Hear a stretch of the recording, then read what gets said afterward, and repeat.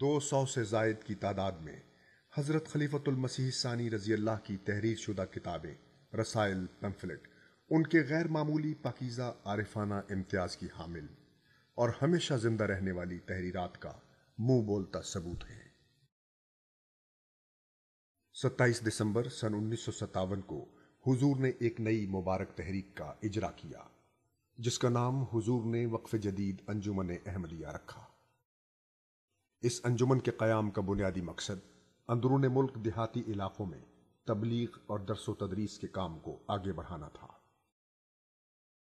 یہ قریباً آخری عمر کی حضور کی یہ تحریک تھی، تحریک وقف جدید، جو آپ نے آخری عمر میں کی، اور اس کے لیے بھی آپ نے یہ نہیں کہ اس میں کوئی کمزوری نظر آتی ہے یا بڑھاپا نظر آتا ہے، بلکہ اس میں آپ نے یہاں تک فرمایا کہ اس تحریک کے متعلق، اس کے مفید ہونے کے متعلق مجھے اتنا یقین ہے کہ اگر مجھے اس کے لیے اپنے کپڑے اور اپنی جائیداد بیچ کے کام کرنا پڑے تو میں وہ بھی کروں گا۔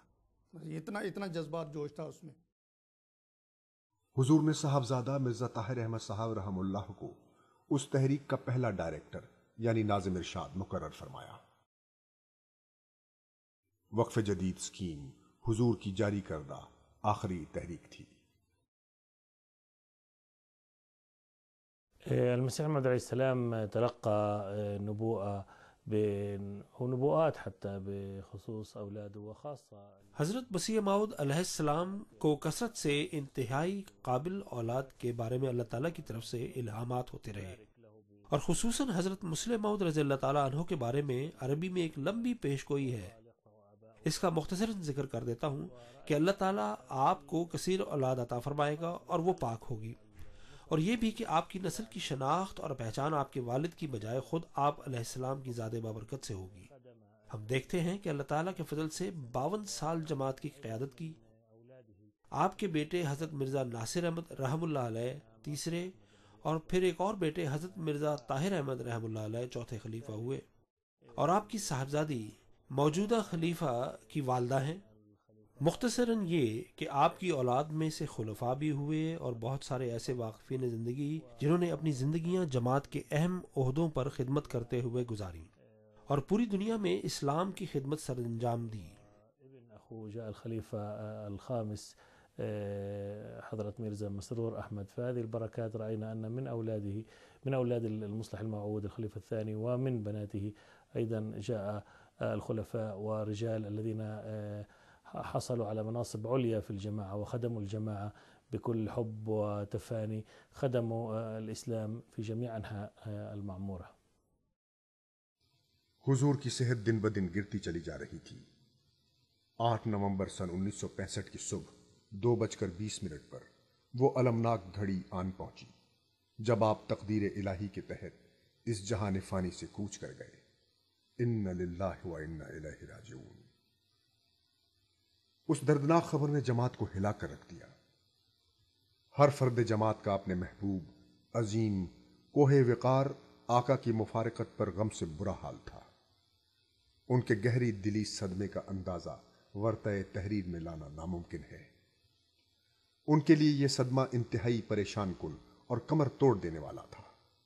ایسا محسوس ہوتا تھا کہ یہ خلا پر ہونا اگر ناممکن نہیں تو مشکل ترین ہے۔ بہرحال ہر ایک نے جان لیا کہ اللہ کی منشا یہی ہے اور کوئی انسان لافانی نہیں۔ ممبران جماعت دیوانہ وار ربوہ کی طرف چل پڑے۔ کثیر تعداد میں احباب جماعت ربوہ اکٹھے ہو گئے تاکہ باہم مل کر غم بانٹیں اور اس مقدس ہستی کی عظیم یادوں کو خراج تحسین پیش کریں جس نے نصف صدی سے بھی زائد عرصے تک جماعت کی ہر قدم پر رہنمائی فرمائی، اپنا پیار، ہمدردی اور سرپرستی ہر فرد جماعت کو بلا امتیاز عطا کی۔ حضرت مرزا ناصر احمد خلیفۃ المسیح ثالث رحم اللہ نے 9 نومبر 1965 کو بہشتی مقبرے ربوہ کے وسیع احاطے میں حضرت خلیفۃ المسیح ثانی رضی اللہ کی نماز جنازہ پڑھائی۔ دور و نزدیک سے حاضر ہونے والے تقریباً 50,000 فدائین نے حضور کا آخری دیدار کیا اور جنازے میں شرکت کی۔ بہشتی مقبرے ربوہ میں حضرت اما جان کے پہلو میں افراد جماعت نے اشکبار آنکھوں سے آپ کو سپرد خاک کیا۔ حضرت خلیفۃ المسیح ثانی رضی اللہ مسلم موعود کی وفات دراصل ایک ہماگیر شخصیت، دور رس نتائج پیدا کرنے والے عظیم الشان کارنامے انجام دینے والی شخصیت، ایک عظیم قائد و رہنما کی وفات تھی۔ آپ حیران کن قوتوں کے مالک، پیار کرنے والے، انتہائی ذہین و فتین اور بھرپور شخصیت کے مالک تھے۔ اس نصف صدی میں دور دور تک نظر دوڑانے سے بھی ایسا کوئی آپ کا ثانی نظر نہیں آتا جس نے مذہبی علماء، مشنری انجمنوں یا سیاسی رہنماؤں پر اپنی قابلیت کا ایسا اثر چھوڑا ہو۔ یعنی ہر طبقہ فکر کے لوگوں کی آپ نے نمایاں رنگ میں خدمت و رہنمائی فرمائی۔ جب کبھی موقع ملے تم کو دعائیں خاص کا یاد کر لینا ہمیں اہل وفائے قادیاں، یاد کر لینا ہمیں اہل